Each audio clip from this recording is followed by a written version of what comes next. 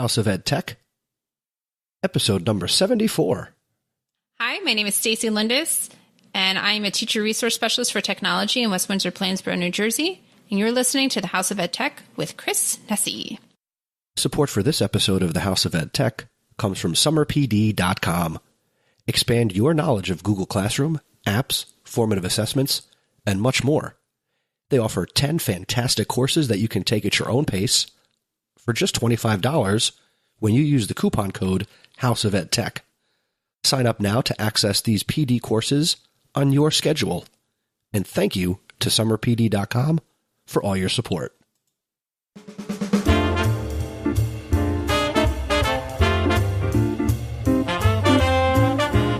Welcome to the House of EdTech podcast. I am your host, Christopher Nessie, and the House of EdTech explores how technology is changing the way teachers teach and the impact that technology is having in education. My objectives include discussing technology that is changing our classrooms and schools and sharing tools and tips that you can hear about today and use tomorrow. I talk to teachers, leaders, and creators just like you and have them share their stories. The purpose? Whether you use it or not, technology is changing the way we teach and how our students learn.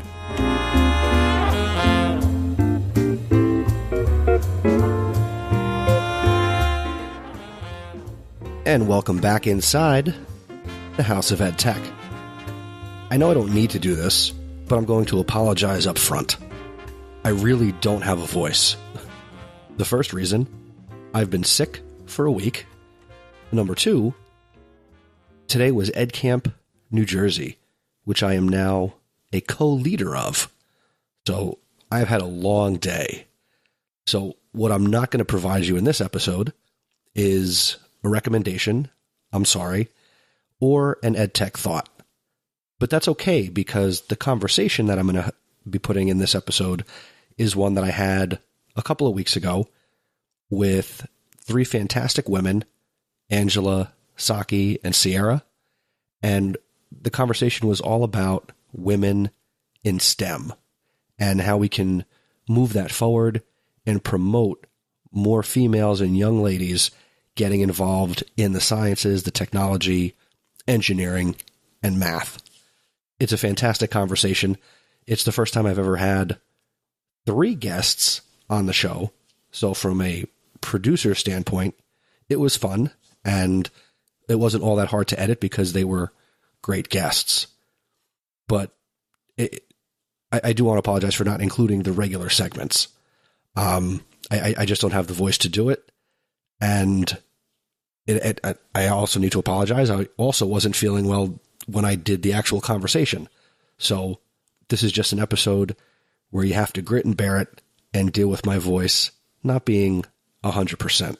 And I do apologize for that. And just two quick things before I get right into the conversation. First, I did get some nice feedback from longtime listener and supporter, an awesome supporter of the podcast, Jeff Herb. Left a great iTunes review. Quote, "Chris does an awesome job providing applicable ideas and tools to use in the classroom the right way.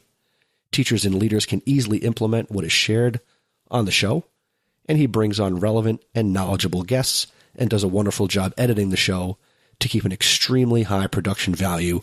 Great work, Chris." And great work, and thank you to you too, Jeff, Mr. Herb, pal of mine. First, thank you for being an awesome supporter, and thank you for taking time to leave an iTunes review.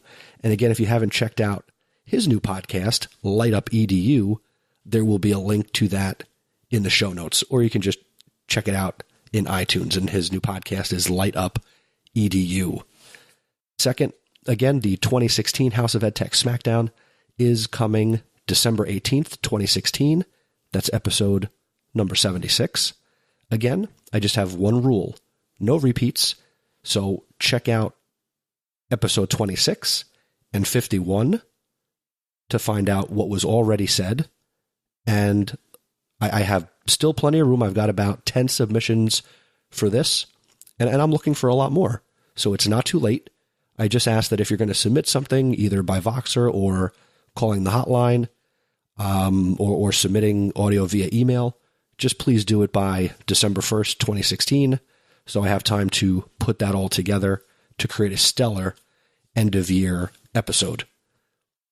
And after the conversation today, again with Angela, Saqi, and Sierra, I do have a House of EdTech VIP. But without further ado, here is my conversation with these three fantastic women.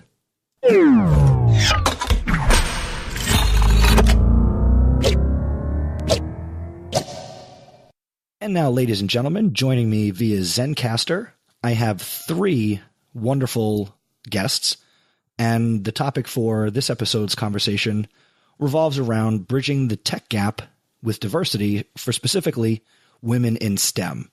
My guests today are Angela Cleveland and Saqi Mehta, and they are the co-founders of ReigningIt, and they are committed to creating a STEM dialogue inclusive of every woman. They believe we can work together to close the gender gap in tech, and I believe it too. Angela is a graduate of Rider University, the University of Pennsylvania, and like me, William Patterson University, where she's earned degrees in English, education, psychology, organizational leadership, and psychological services. Saqi is a graduate of Boston University and also the University of Pennsylvania, and she holds degrees in education and psychology. And she's also a guest and kind of my sidekick for this conversation, Sierra Gratale. And Sierra is my former student at Rutgers University, where she is still currently pursuing a degree in information technology, and she's passionate about technology and the role women play in technology, and her newest love is education, and I convinced her to become a high school technology teacher, I think. So, welcome to the House of EdTech, Sierra, Angela, and Saqi. Saqi, how are you? I'm good. Thank you so much for having us. It's my pleasure. It's just, the little podcast that could, so I appreciate you being here. Angela, how are you? I'm great. I'm excited that we're doing this. I remember meeting you about 6 months ago at an ed camp, and I just never envisioned that we would be together working on this podcast. I'd like to say that I could predict it, but then I would just predict a whole lot of other things as well. So I can't say that I did, but I'm glad to have you here. And Sierra, what's going on, buddy? Nothing. Doing well. I'm happy. This is my first ever podcast. Kind of thought it would be with Undisclosed, but, got to go for the second best. Well, you just need to reach out to Rabia and give it a shot. Or commit a crime. But I'm not going to promote that. Yeah. So all three of you come from different walks of life, but all being women and all having that passion for technology. I'd like to start with you, Angela and Saqi. Where did your passion for technology come from? And then taking an active role in promoting women also getting involved in technology. Okay. So it's Angela speaking, and I can tell you I actually avoided technology at all costs. So I guess it's pretty non-traditional as far as a route goes. I remember being in college and thinking I wanted to be a librarian. I love books. I love reading. And I realized that the profession became very different and the title shifted to media specialist. And I thought, this has something to do with computers and technology. I'm out. So I switched majors and, I just really thought I just felt overwhelmed by technology and didn't feel very comfortable with it. But I became a school counselor, and I started to realize that many of the things that I love about my job as a school counselor are things that I was gravitating toward when I was thinking about a job as a librarian, including I envisioned running groups and talking to students about what their passions were through the avenue of books. So now we call that bibliotherapy. Who knew, back then. But I would say that my interest in technology really was something where it was a conscious decision at a certain point when my district was becoming a one-to-one district where all of the students in grades 5 through 12 were issued Chromebooks. And there was a real push to use technology. And I realized I was at a crossroads in my life where I could continue to avoid it, or I could jump in and essentially embrace it because I didn't think it was going away.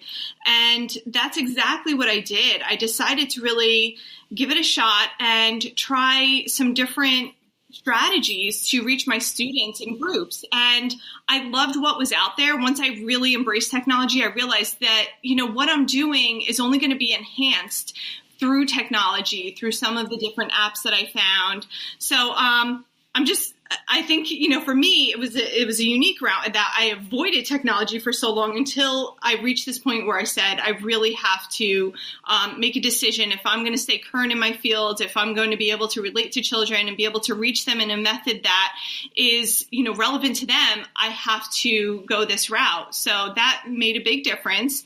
Saqi really helped because we both went to UPenn together. We both have a degree in psychological services. So I went the school counseling route and Saqi went into tech. And so she served to really inspire me. I'll let her tell you her side of the story.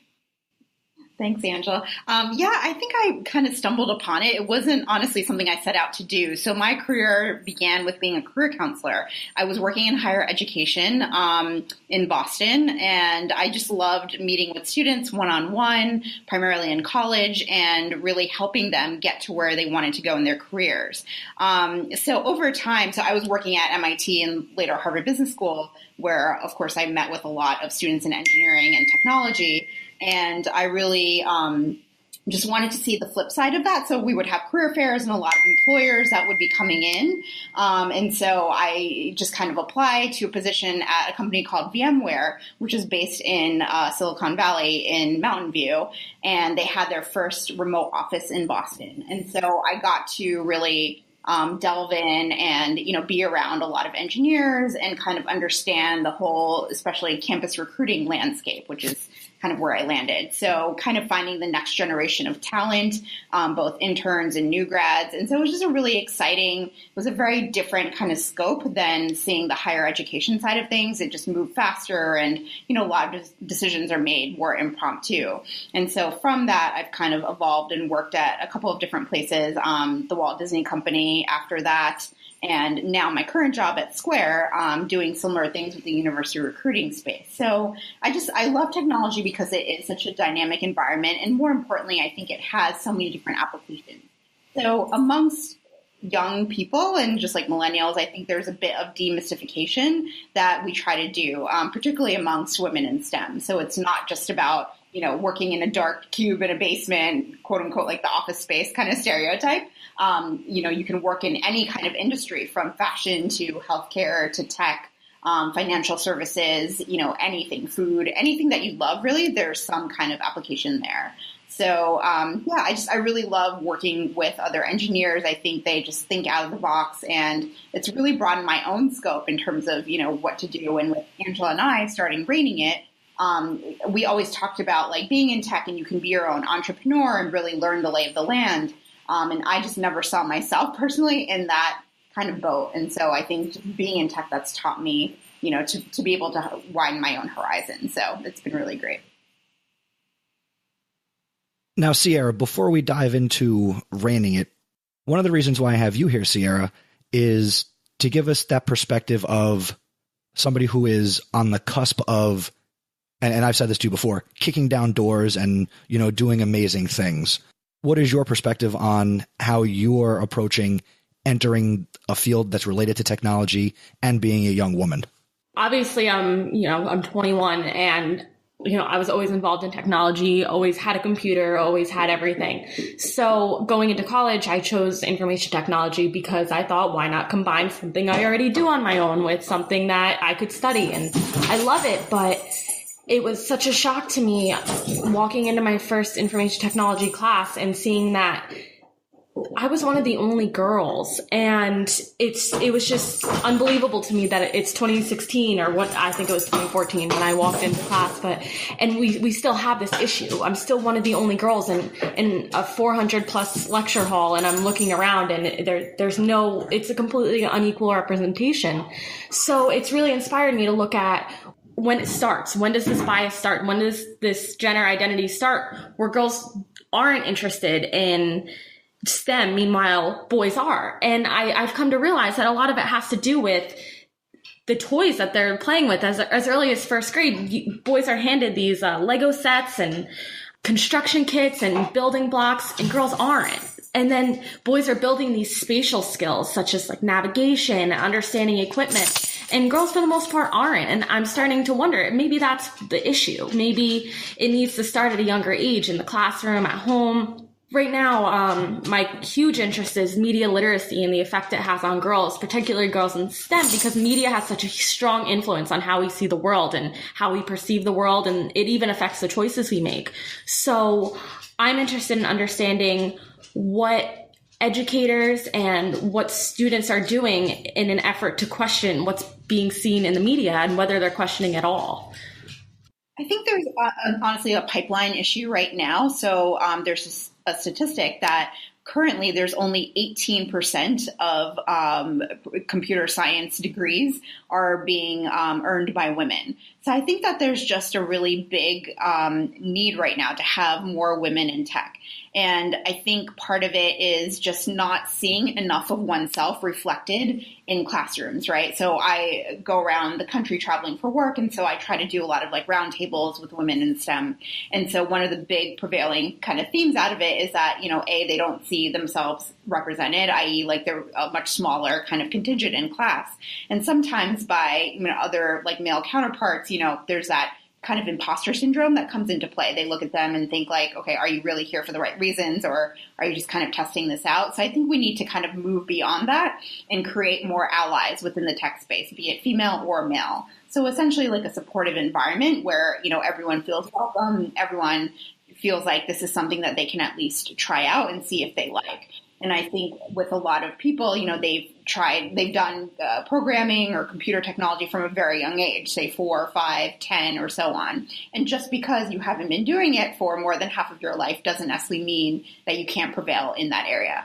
So I think one is really just supporting that, having more mentors in classrooms, more advisors, and just in terms of internships and recruiting, just making a more concerted effort to make sure that classes are more balanced. And I believe when you touch on that support system, that's where we can move into the idea of ReigningIt.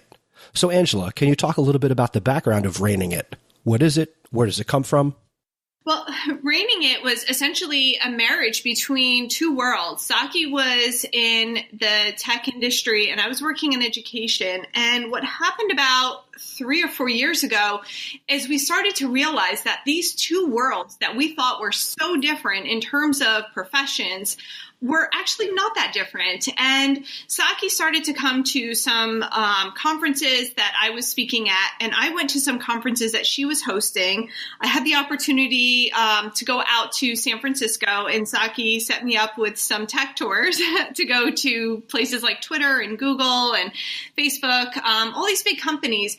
And I started to see that the world that we are preparing our students to work in, it should mirror what their classrooms look like now. And that was the direction that I found our school district was going in terms of technology. So this idea that learning takes place sitting at a desk, facing forward in a classroom seemed very antiquated, especially, which it was just emphasized when I went out to San Francisco and I saw these companies who provide different workplaces for people. You can sit at, a little cubby area where you have some privacy, or you can use a standing desk. There are so many different avenues where work could be done.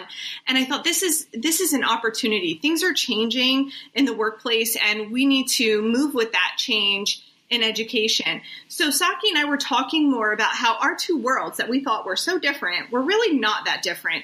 And there was, I would say, a turning point in April of 2015, I think it was. And Saqi helped to host an event at Spelman College.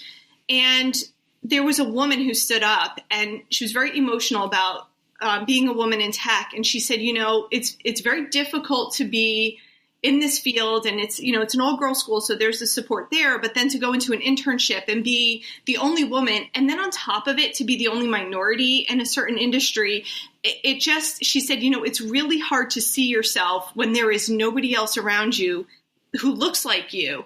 And it feels very lonely and isolating at times, even though people, they're not necessarily overtly doing that, isolating you. It can feel that way. So I'll never forget, Saqi and I were on the plane and we just said, we have to do something about this. I work in education. I work with 5th and 6th graders. I start to see that drop off in interest in science and math. I start to see the perception of gender roles that Sierra was just talking about, what girls are interested in and what's cool and what's appropriate for girls and what's appropriate for boys. And we said, there's got to be a way that we can work together so that we can address this for young people and also help to make change so that if women and minorities do go into the STEM fields, that the retention is there. So we talked about ReigningIt as an avenue to provide an online community of support where maybe if you're someone like Sierra, where you walk into a class of 400 people in a lecture hall and you're one of a few women, you can go to this platform and you can read other stories of women who share your experience and they talk about how they have overcome those challenges. So it's a great support network. If you don't see yourself in a classroom, whether you're in high school or middle school or college, if you don't see someone who looks like you or thinks like you, who has the same background of you, whether you're from this country or, whatever your background is, we want to provide stories and the opportunity for people to connect and provide a mentorship platform to encourage women to see technology differently and to have that support network and to know they're not alone in this. And that's exactly what it's become. It's something that we're so honored to have this story sharing platform for women. The stories that they share, the courage to be so honest about the challenges that they faced, it just is humbling for us to have this platform. I've got to say, I looked at the platform a couple of days ago in preparation for this conversation, knowing that Sierra was going to be here. I read a number of the stories. I'm going to just put it right here on the show that Sierra should be one of the stories on your site. I'm not going to lie. I agree with you. I've asked her to. I know. Yeah, that's my fault. We'd love to have her. We have talked about that, Angela. I'm sorry. I need to get my life in order. And get that to you. I know I don't want to guilt you into it, but I totally agree.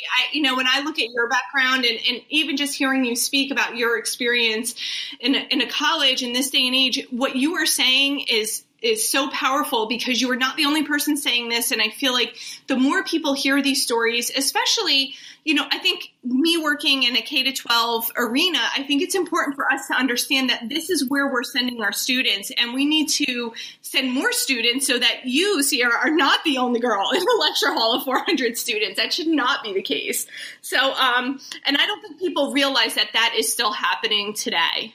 No, they don't. I mean, I've had conversations with women who are in STEM and they've been in, tech for a really long time. And they say to me, oh, it must be great. When I went to college, I was the only girl in my class. And I'm like, well, me too. It's the same exact situation for me. And they're shocked that it hasn't changed. And, the representation of women in STEM is getting better. But that doesn't mean anything. That doesn't mean that we're suddenly equal or equally represented. It means that we went from being, you mentioned computer science, 18%, and some people are shocked by that, but that's improvement. And that's great that it's improving, but that's just not nearly enough. To be less than a quarter represented in computer science, it's just unbelievable.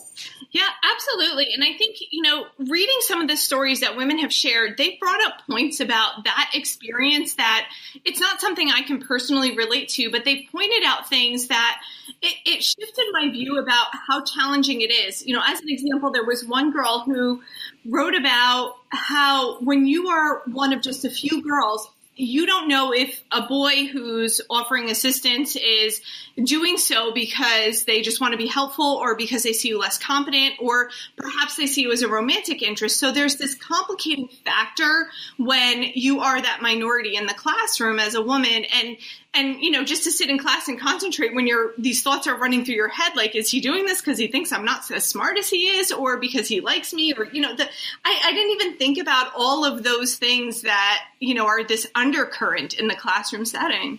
Right. I can even speak to that. I've experienced that. And it's become a norm for me to go into class and not make friends and not communicate with anybody because I have no idea what their intentions are. Not saying that they're bad, but I've gotten so sick and tired of just being treated as if I'm incapable of doing something. I mean, just the other day, I had an assignment due, and it was like a large coding assignment. And this kid came up to me, asked me if I handed it in. And I was like, yeah, of course. He goes, oh, you didn't do it yourself, did you?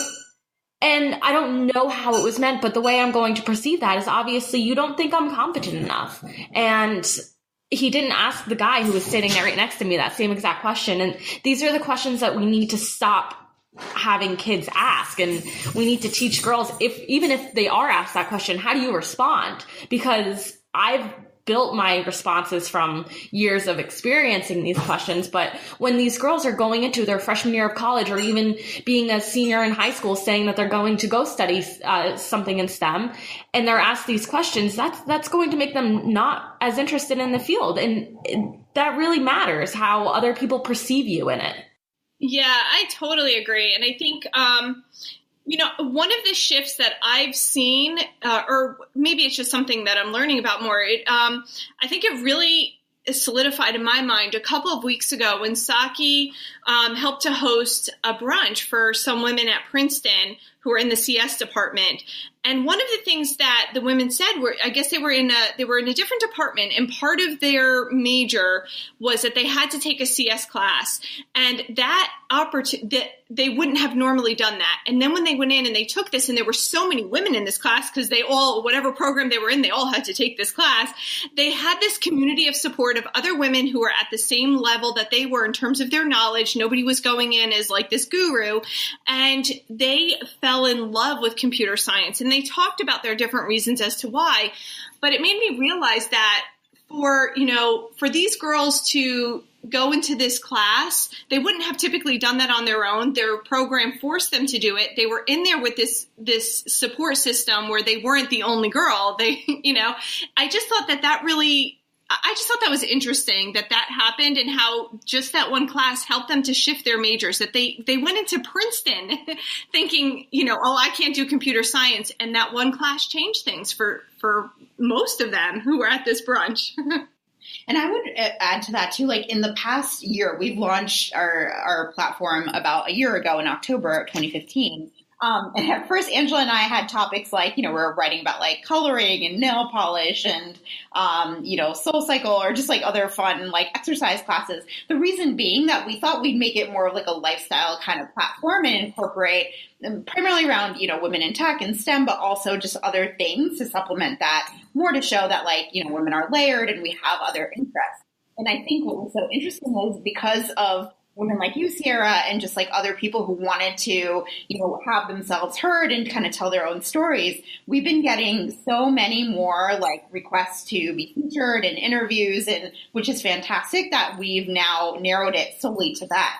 And because of that, we've had over, I want to say close to 200 interviews at that point. It just reflects that there's so much of a need to continue this. And that's such a small portion of all the women who are out there, right, who have similar type of stories. So it's just really exciting. And as Angela said, it's an honor for us to be able to provide that vehicle, for people to tell their stories. So it's been great. And it's taught us a lot too. I feel like Angela and I text each other when we find inspirational quotes, or, we find ourselves crying when we read certain stories. So it affects us just as much as, anyone. It doesn't matter whether you're in tech or not. I think just, people's inspirations really do come to the heart of it.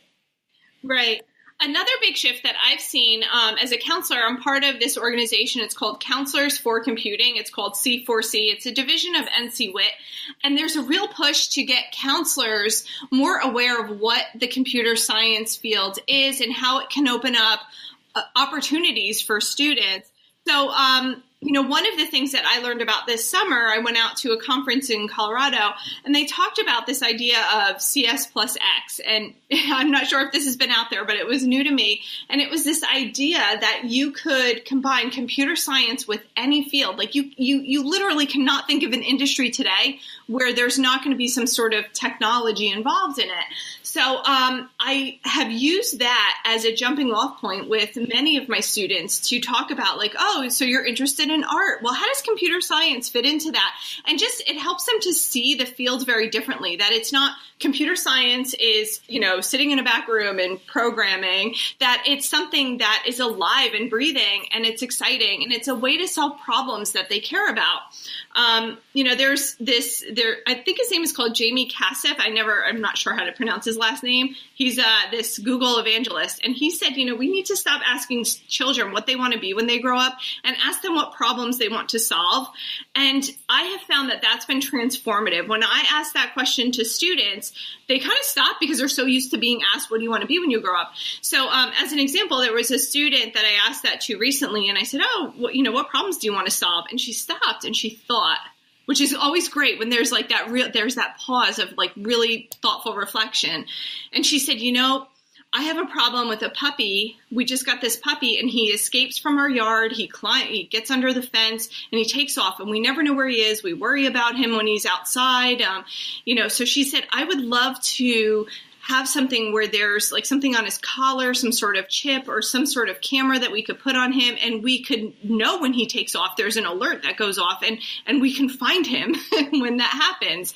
And I said, well, how would technology fit into all of that? And she explained, about creating an app and how the chip would work and all this really cool stuff. But I think if I had just asked the question, what do you want to be when you grow up? It would have been a very different conversation. So I could see her figuring out how the app would work, who would have access to it, how this little camera put on a puppy would work. And that's just helped students to see technology in a very different way. And I think that question goes beyond even technology, just to put students in a different frame of mind for what they want to do post-education or whatever they're going to continue on and do with their life. As I've been sitting here feverishly taking notes, and I think my pen may melt, one of the things that I'm hoping to do is, well, you've all done a fantastic job of kind of explaining what the issue is and how there's been improvement in getting females more involved in technology and STEM. I'd like the listener to be able to get some practical takeaways or some strategies as to what they can do to help and really make a push for this.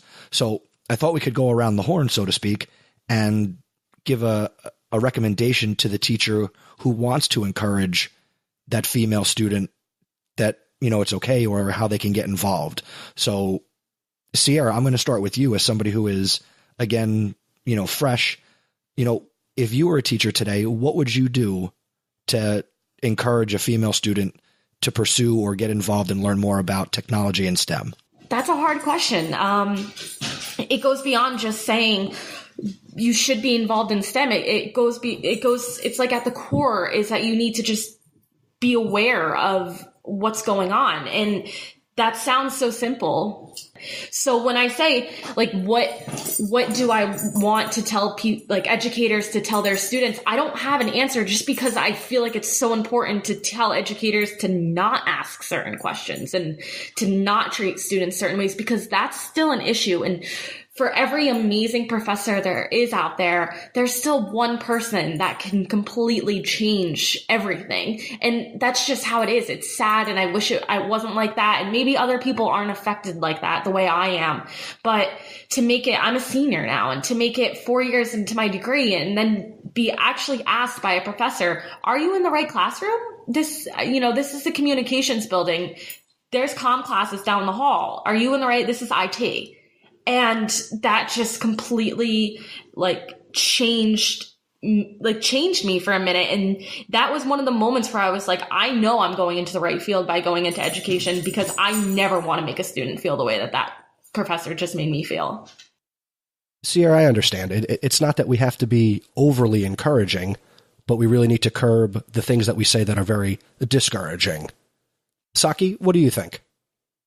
I can add from a resource standpoint. I think that there's a lot of actual helpful tools out there. So, for example, we actually just interviewed a woman named Rachel Ignatowski. She's a New York Times bestselling author, and she just wrote a book called Women in Science. And she's actually an illustrator. She has a very interesting history. She started off writing cards for Hallmark and just doing drawings, and then she had this interest in doing more and kind of starting her own thing. So she released this book about women like Marie Curie, or others who've really paved the way for other women in science, and not just computer science, but like actual social sciences, material science, laboratories, all of that. So I think from a young age, just, elementary school, kindergarten, preschool, as young as you can go, just having books like that is really helpful. We've heard feedback that parents like read these books with their children now at night and actually talk about that with both male and female children, boys and girls, to talk about these are the possibilities. This is what I can do in science. I know that Lego has recently released toys that have like women in science, like building blocks. So just having more representation like that would be helpful. There's another great book called Ada Twist Scientist, and it's about a story of a little girl who's very quiet and introverted, but it turns out she has a great love of science, and her parents now know how to kind of channel her energy. So I think there's lots of books that are coming out like that and other toys. In addition, I would just say mentorship is a really big piece of it. And when you hear the term mentor, I think sometimes there's this feeling of like, oh my gosh, I have to have 5, 10 plus years of experience, and I have to really know, my stuff and what I'm talking about. But sometimes being just like a peer mentor can be super helpful. And I think that's what we're seeing with ReigningIt, in that there's so many women who just want to have an outlet and someone else to talk to and kind of bounce ideas off of each other. This past week was the Grace Hopper Conference, which is the largest women in tech conference. There was about 15,000 women who attended. People like Megan Smith, our CTO of America, were there. And honestly, I've never seen as many selfies with any other celebrity as I have with Megan Smith, our CTO of America. So it just speaks to that need of like, we need more mentors. We need more of that kind of leadership represented. And it can be on different levels. It can be a classmate. It can be someone you work with, or it can be someone who's actually worked in industry for a long time. So I think the combination of these factors will really help, propel this conversation forward. Right. I'm actually going to piggyback on what both Sierra and Saqi said. One of the things that Sierra said that I think stood out is, there's a response that it's not just educators. I think it's sometimes just people out there give to women when they say they work in the tech field compared to men. And the response is often, oh, wow, you must be so smart. Oh, versus men, it's like, oh, that's great. So I think we just need to check ourselves with our responses and think about, are we giving a different response simply based on the gender of the person who's in front of us? And those types of things are so subtle, but they send a message to people. So that's really key. And, along the lines of what Saqi said with the literature, the books that she mentioned are books that are for young people, but I think they're also helpful for us as adults to see the stories of these women who are pioneers in technology. These are stories that I didn't learn when I was in school. So I think it's important to include those. The other thing, a great resource that just came out is a magazine. It's called Careers with Code. So if you look it up online, I think their website is careerswithcode.com. It's a partnership with a publishing company out of Australia and with Google. You can order the print version of the magazine for free, or you can just go online and download it. But what's great is it shows you how computer science fits into all of these different fields. It's a fun magazine that, students from 5th grade up through college would appreciate. So I think that's, if you're going to start anywhere, that's a great resource. But the most important place you can go is to our blog on Medium. It's called ReigningIt. And you can read about all these different stories about women who are in the industry, what their challenges were, how they're overcoming it. And you may realize that, as someone who's reading this, that there are certain things, I know as a counselor, there are certain things I read and I thought, ooh, I think I've said that to a student. And it's been helpful for me to learn about how to have a more positive conversation about technology. So, those are some great places to go. Well, everything that you mentioned, everybody, all the books, all the authors, all the people, they will definitely be linked in the show notes for this episode. So definitely you're going to want to head over to chrisnessy.com for this episode to get all those links. Now, in addition to ReigningIt being a place where women are sharing their stories in STEM, there's also a networking component to ReigningIt. Saqi, can you talk a little bit about the peer-to-peer aspect of ReigningIt? Sure, that would be great. So as we mentioned with ReigningIt, initially it was a platform to share other women's stories, but when we quickly realized that there's this desire to, really meet with other women and kind of share your experiences on a deeper level, we decided to kind of launch this peer-to-peer mentorship program. So Angela and I kind of came together because, neither of us being computer programmers were like, okay, how do we do this without, waiting months and months to build a whole detailed website. So we actually started off with just a Google form, which is fairly simple. It was really a way for women to put in, a little bit about themselves and their interests and what they'd like to talk to another woman about. And then basically another woman can go in it and look through people's profiles and kind of match themselves up. So I think it was a start, but it was a little bit less dynamic and more just kind of reading through what is now about 100 different profiles, which is great that the need is out there, but just, we didn't have the most kind of like a matching algorithm, essentially. So we're actually about to partner with a program called Aspire, and it's actually started by a UPenn student. So it's kind of full circle since Angela and I are both alumni. Her name is Hannah Cutler, and so she actually developed it just out of her own interest, and now she's partnering with schools like Harvard and other companies who are reaching out. And so what it is everyone can put in their information, whether they want it to be a mentor or whether they want to be a mentee, and then they put in their information, and then it actually kind of pops out 3 different options for mentors, and then it's up to that person to reach out. So if you go to our site on ReigningIt, we'll have more information about that, but we're really excited, and we're about to launch that partnership in the next couple of weeks. That does sound very exciting, and I'm going to preemptively say that will definitely help a lot of young women. I think that goes without saying. Okay, any last thoughts, or we can put a bow on it? I think I'm good. I love what everybody has shared so far. I'm really excited about this information getting out to everyone through your podcast. I think it's a very valuable topic, which is, again, why I reached out. Yeah, I love that you're doing this topic. It's so important, and I think it's not talked about nearly enough as it should be. And this is great. Thank you.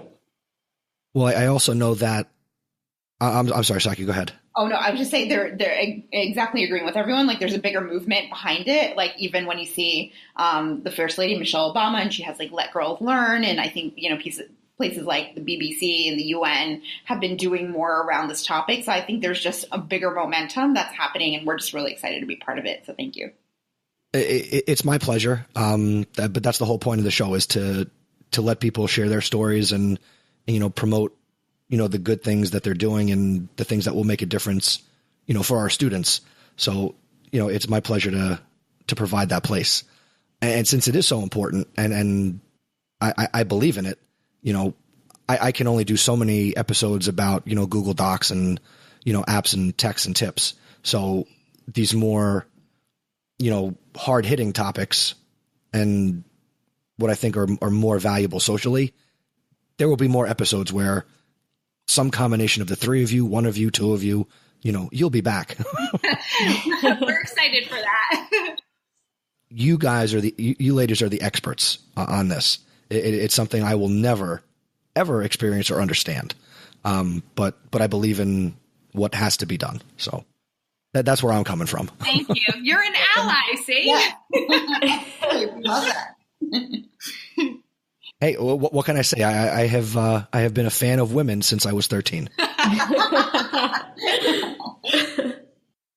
Okay, so to my 3 panelists today, Sierra, Angela, and Saqi, I thank you all for taking time out of your schedules and lives to come onto the show and share what is truly an important message for anybody who works in education to promote and further, females and young ladies getting involved in technology and STEM and the opportunities that should be there for everybody, not just the boys, as the boys would say. So with that, you all have shared numerous resources and great thoughts. And for the listener who wants to continue that conversation and continue to learn from you, what are the best ways that people can connect with you and ask you questions? Sierra, you're up first. You can follow me on Twitter at Sierra Gratale. Angela? Well, I definitely recommend that you follow our blog. It's on Medium. It's called ReigningIt, spelled ReigningIt, like ruling it. So we post on the blog pretty much every day. We're also super active on Twitter, posting multiple times a day. So you can follow us at ReigningIt. Also, Facebook it's a great way to connect with other women. There are great conversations going on, lots of opportunities being shared, and it's a great way to ask advice of other women. So definitely check us out on Facebook. Also on Instagram, we post a lot of information there. All of it is at ReigningIt. And how can people connect with you directly, Angela? I'm also on Twitter at Angela Cleveland, #1. So it's it's an awkward Twitter handle. But I think reaching out through ReigningIt, Saqi and I both check that account multiple times a day. That's a great way to find me. And Saqi and I both have our Twitter handles connected through the ReigningIt Twitter account, and you can find us through Facebook, things like that. We're also on LinkedIn. As it's important to be there too. And yeah, so basically the way you through LinkedIn, it's Angela Cleveland. On LinkedIn, you'll see me there. Well, and basically the way you framed it, Saqi, how can people get in touch with you? Sure. In addition to everything that Angela said, I'm on Twitter at callmesaqi, and on LinkedIn as well. And so, yeah, we're excited to hear from you. Awesome. Thank you so much, ladies. All I can say is thank you. Thank you so much for doing this. Like as Sierra said, this is incredibly important, and I'm just so excited that other people who are in education, people who listen to your podcast, will have a chance to hear this and maybe reflect on the world that we're living in and how we can inspire more women and especially more minorities to enter the field of technology. So thank you. And I will make my final thought that I hope the male teacher who has ever thought or asked a question like Sierra experienced really takes a long, hard look at themselves and the questions that they ask. So that might be the hardest thing I've ever said on this show, but they need to. Thank you for having the courage to say it. And say goodbye, everybody. Bye. Bye. Thank you.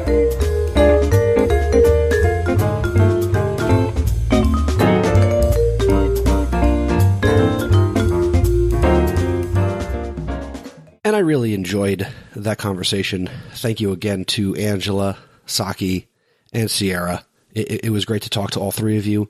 And yes, there will be more episodes where I bring more issues like this to light and to you who listens. So be on the lookout. And again, any feedback you have, please share it in the show notes for this episode at chrisnessy.com/74.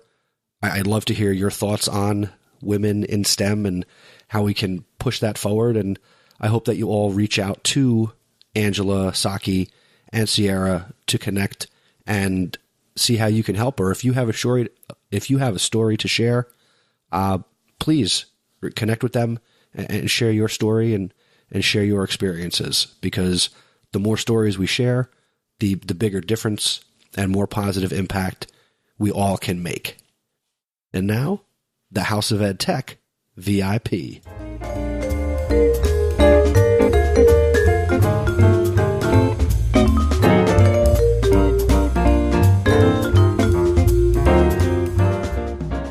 Congratulations to this episode's House of EdTech VIP, Chrissy Romano. Chrissy is a veteran teacher with over 23 years' experience with students in elementary and middle school. She is dedicated to stimulating and supporting innovation in education and passionate about teaching and infusing educational technology into classrooms to engage and motivate her students. Her specialty is Google Apps for Education and integrating tech tools into the classroom. She is a Google for Education certified trainer, and she provides educational consulting and Google training to educators throughout the tri-state area and Pennsylvania through her own company, The Connected Educator, LLC. She is also a co-host of #CoffeeEDU in northern New Jersey, and that takes place once a month where you can go out for coffee, talk some education. It's a good time. I really need to get to one of those or start my own. She is also my partner in crime, and I'm proud to say this, that she is a co-lead organizer of EdCamp New Jersey with me. And I can't thank Chrissy enough for all the hard work and all the time and effort that she put in. We had a great event. Connect with Chrissy. She is on Twitter. She is at TheConnectedEDU. And go visit her website, theconnectededucator.com. Congratulations, Chrissy. You are a House of EdTech VIP.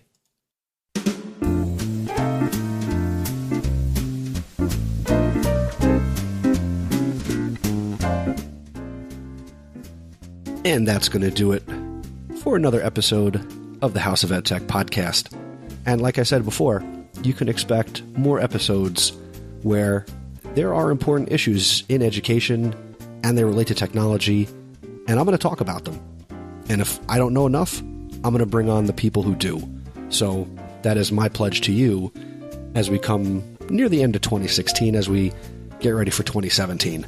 I think it's a positive change for the podcast. As always, thank you to summerpd.com for supporting this episode.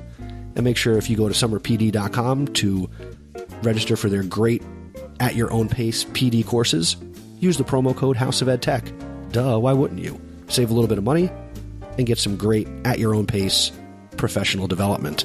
Keep the conversation going for this topic.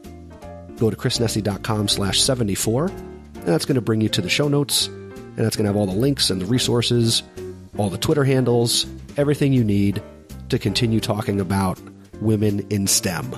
Share your thoughts. Check out the information. It will be awesome. If you have any other type of feedback on any episode, just go to chrisnessy.com/feedback, and that's going to give you all the ways that you can connect with me and the podcast, the fastest of which is Twitter.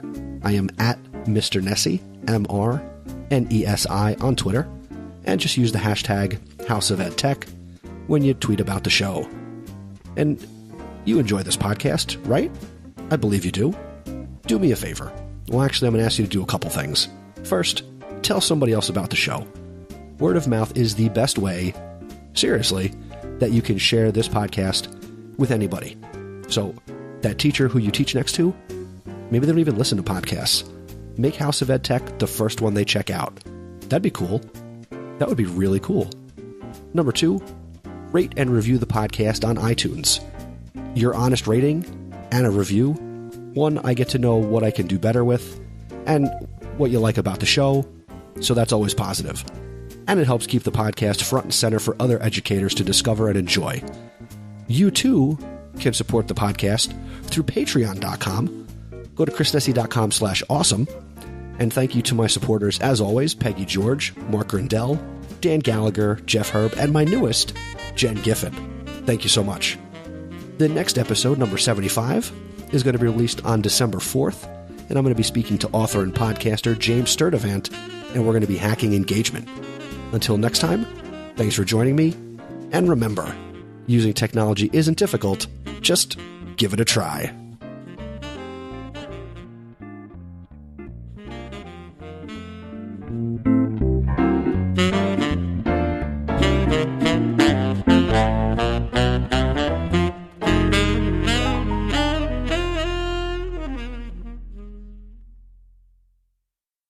The House of EdTech is a proud member of the Education Podcast Network.